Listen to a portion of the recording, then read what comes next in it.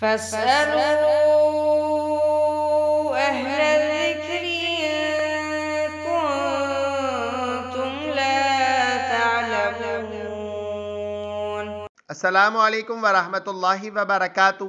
سوال کیا گیا کہ گدھے کا گوشت کھانا حرام ہے تو کیا زیبرا کھانا بھی حرام ہے؟ کیونکہ اس کو بھی حمار ہی کہا جاتا ہے اور یہ گدھے کی اقسام میں سے ہی ہے، تو کیا زیبرا کھانا بھی حلال نہیں ہے؟ دیکھیے، گدھے کی دو اقسام پائی جاتی ہیں، ایک ہے حمار و اہلی اور دوسرا حمار الوحشی یا حمار الزرد۔ پہلی قسم جو ہے حمار و اہلی، یہ پالتو گدھا کہلاتا ہے۔ یہ بالاتفاق تمام ائمہ کے نزدیک حرام ہے، اس کو کھانا جائز نہیں ہے، کیونکہ اس کے متعلق ہمیں احادیث ملتی ہیں جس میں اللہ کے رسول صلی اللہ علیہ وسلم نے اس کا گوشت کھانے سے منع فرمایا۔ حضرت جابر بن عبداللہ رضی اللہ عنہما بیان کرتے ہیں کہ نبی کریم صلی اللہ علیہ وسلم نے خیبر کے دن گھریلو گدھوں کا گوشت کھانے سے منع فرمایا اور گھوڑے میں اجازت دی۔ دوسری حدیث ہمیں ملتی ہے، ابو ثعلبہ رضی اللہ عنہ بیان کرتے ہیں کہ اللہ کے رسول صلی اللہ علیہ وسلم نے گھریلو گدھے کا گوشت کھانے کو حرام قرار دیا۔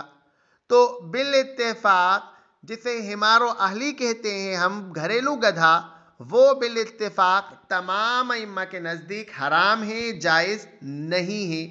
گدھے کی دوسری قسم حمار وحشی یا حمار الزرد، جسے انگریزی کے اندر زیبرا کہا جاتا ہے، اس کو کھانا جائز ہے، اس میں کوئی حرج نہیں ہے، کیونکہ اس سلسلے میں ہمیں روایت ملتی ہے کہ اللہ کے رسول صلی اللہ علیہ وسلم نے اس کو کھایا۔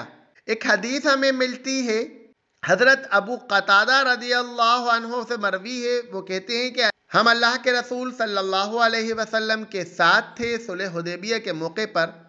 مکے کے راستے میں آپ صلی اللہ علیہ وسلم اپنے چند ساتھیوں کے ساتھ جو احرام باندھے ہوئے تھے لشکر سے پیچھے رہ گئے، تو خود قتادہ رضی اللہ عنہ نے بھی احرام نہیں باندھا تھا۔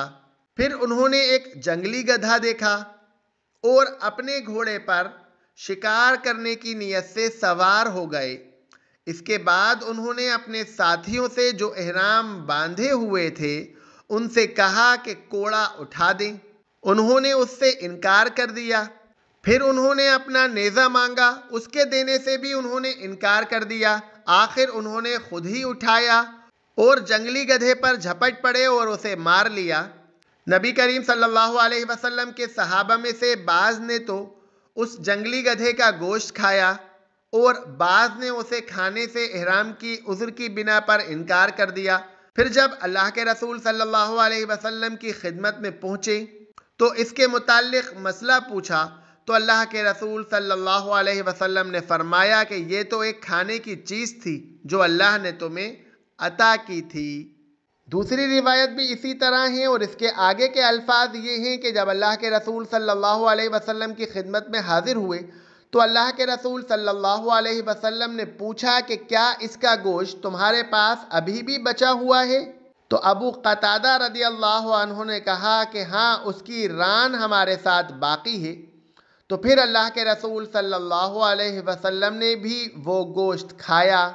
تو اس حدیث سے ہمیں پتہ چلتا ہے کہ حمار وحشی یعنی جسے زیبرا کہا جاتا ہے، اس کو کھانا بالاتفاق جائز ہے، اس میں کوئی حرج نہیں ہے۔ پالتو گدھے کو کھانے کی ممانعت ہمیں حدیث میں ملتی ہے، اسی لیے اس کو کھانا بالاتفاق حرام ہے، لیکن حمار وحشی زیبرا کھانے کی اجازت ہمیں حدیث میں ملتی ہے، اسی لیے اس کو کھانے کی اجازت ہے۔ زیبرا کھانا بالاتفاق جائز ہے، اس میں کوئی حرج نہیں ہے۔ وآخر دعوانا ان الحمد للہ رب العالمین۔